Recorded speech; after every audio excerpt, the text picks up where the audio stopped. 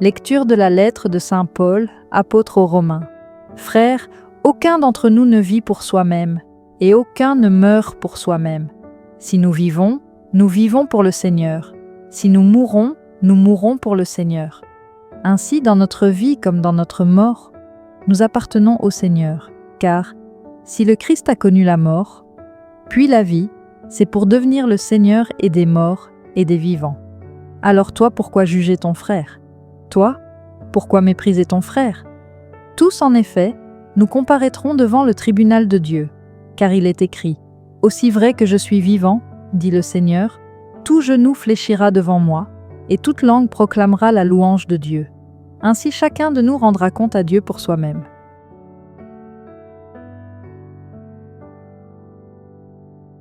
Évangile de Jésus-Christ selon saint Luc. En ce temps-là, les publicains et les pécheurs venaient tous à Jésus pour l'écouter.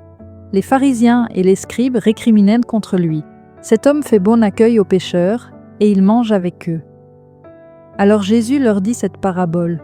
Si l'un de vous a 100 brebis et qu'il en perd une, n'abandonne-t-il pas les 99 autres dans le désert pour aller chercher celle qui est perdue jusqu'à ce qu'il la retrouve?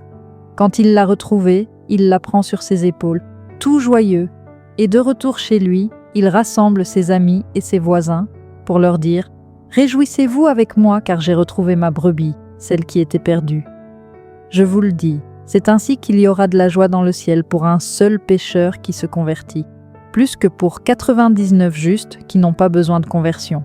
Ou encore, si une femme a 10 pièces d'argent et qu'elle en perd une, ne va-t-elle pas allumer une lampe, balayer la maison et chercher avec soin jusqu'à ce qu'elle la retrouve?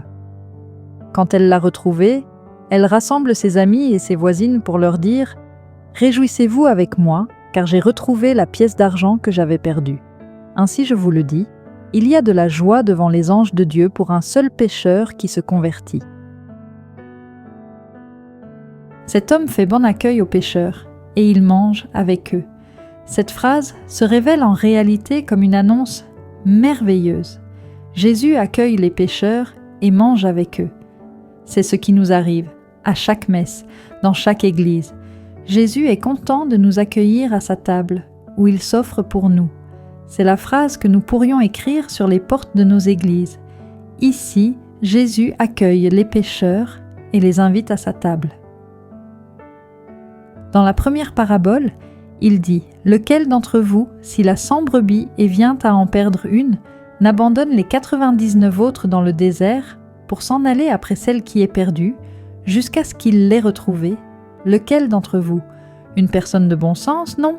Elle fait son calcul et en sacrifie une pour garder les 99 autres. Dieu, en revanche, ne se résigne pas.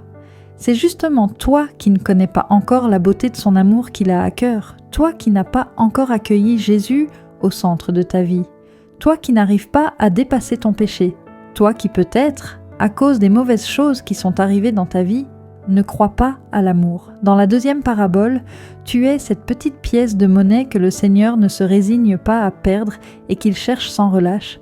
Il veut te dire que tu es précieux à ses yeux, que tu es unique. Personne ne peut te remplacer dans le cœur de Dieu. Aujourd'hui, la parole de Dieu nous rappelle une vérité essentielle. Nous ne vivons pas pour nous-mêmes et nous n'appartenons pas à nous-mêmes. Chaque instant de notre vie est offert au Seigneur et lui ne cesse jamais de nous chercher, même lorsque nous nous égarons. La parabole de la brebis perdue et de la pièce retrouvée nous montre que nous sommes précieux aux yeux de Dieu, uniques, irremplaçables. Même si nous nous sentons perdus, il vient à notre rencontre avec joie et tendresse. Alors aujourd'hui, prends un moment pour méditer sur cette parole.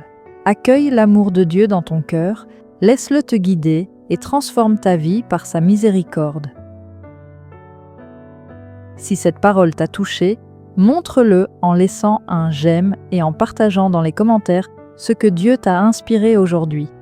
N'oublie pas de t'abonner et d'activer la cloche pour recevoir chaque jour la parole vivante de Dieu. Merci d'avoir médité avec nous aujourd'hui. Que la paix et l'amour de Jésus-Christ t'accompagnent chaque instant. À très bientôt.